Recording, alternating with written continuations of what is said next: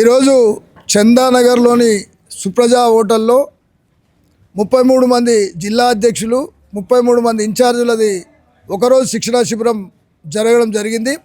ఈ శిబిరంలో వారు ఏదైతే నియోజకవర్గ జిల్లా ఇన్ఛార్జీలు ఎవరైతున్నారో వారు ఆయా జిల్లాలకు వెళ్ళి సెన్సిటైజేషన్ చేసి ఏదైతే ఈరోజు 3.9%గా నిర్ణయించిన ప్రభుత్వ లెక్కలు తప్పుల తడక అని నిరూపించడానికి ప్రత్యేకంగా రాష్ట్ర వ్యాప్తంగా మున్నూరు కాపు సంఘం తెలంగాణ తరఫు నుంచి ఒక కార్యక్రమం తీసుకోవాలనేది నిర్ణయించుకోవడం జరిగింది.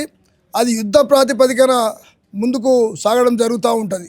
మరోపక్క ఏదైతే 5 ఎకరాలు 5 కోట్ల రూపాయలతో ఏదైతే మున్నూరు కాపుల ఆత్మగౌరవ భవనం కోకపేటలో నిర్మాణం తలపెట్టిన దాన్ని ప్రతి సంఘాన్ని గ్రామ సంఘం నుంచి రాష్ట్ర సంఘం వరకు అందరినీ వాళ్ళని చేదోడు వాదోడు చేస్తూ వాళ్ళని మమేకం చేస్తూ ముందుకు తీసుకుపోవడానికి ఒక కార్యాచరణ రూపొందించుకోవడం జరిగింది. ఆ కార్యాచరణలో భాగంగా మొత్తం రాష్ట్ర వ్యాప్తంగా ఉన్న అన్ని సంఘాలను ఆ కార్యక్రమం మిళితం చేసి ముందుకు తీసుకుపోవడానికి అదొక బృహత్తరమైన కార్యక్రమాన్ని ఇక్కడ అందరూ తీర్మానించుకోవడం జరిగింది.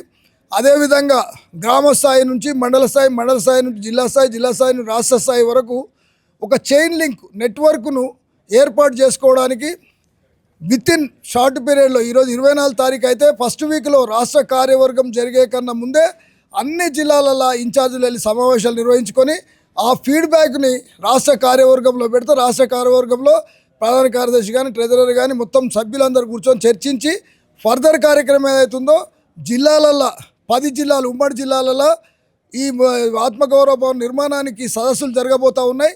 ఆ సదస్సులలోనే గ్రామీణ స్థాయి నుంచి వాళ్ళ ఫీడ్బ్యాక్ తీసుకొని ఆ భవన నిర్మాణం త్వరలో నిర్మించుకోవడానికి కార్యక్రమం జరిగింది. ఆ కార్యక్రమంలో భాగంగా ఈరోజు మరి ధర్మపురి సంజయ్ గారు, మేయరు నిజామాబాద్ గారు, మరి అదేవిధంగా రాష్ట్ర ఉపాధ్యక్షులు పిసిసి గాలి అనిల్ కుమార్ గారు, అదేవిధంగా తూడి ప్రవీణ్ గారు, సుప్రజా హోటల్ అధినేత, అదే బిల్డరు, మరి ఈ ట్రస్ట్ బోర్డు సభ్యులు, అదేవిధంగా మంగళవారం లక్ష్మణ్ గారు, మరి అదేవిధంగా మన ఈ సంఘం సలహాదారులు, మరి అదేవిధంగా ఈ ట్రస్ట్ బోర్డు సభ్యులైన హజార్ రమేష్ గారు, మరి అపెక్స్ కౌన్సిల్ కన్వీనర్ అయిన మీసాల చంద్రయ్య గారు, మరి ఈరోజు తెలంగాణ అస్తిత్వ వేదిక చైర్మన్ గారైన వి ప్రకాష్ గారు, మరి మా ప్రధాన కార్యదర్శి పెంటయ్య గారు, ట్రెజరర్ గారు కంచి సత్యనారాయణ గారు, వివిధ జిల్లాల అధ్యక్షులు, అదేవిధంగా ఇన్ఛార్జీలు ఈ కార్యక్రమంలో పాల్గొని బొమ్మ శ్రీరామ్ చక్రవర్తి గారు,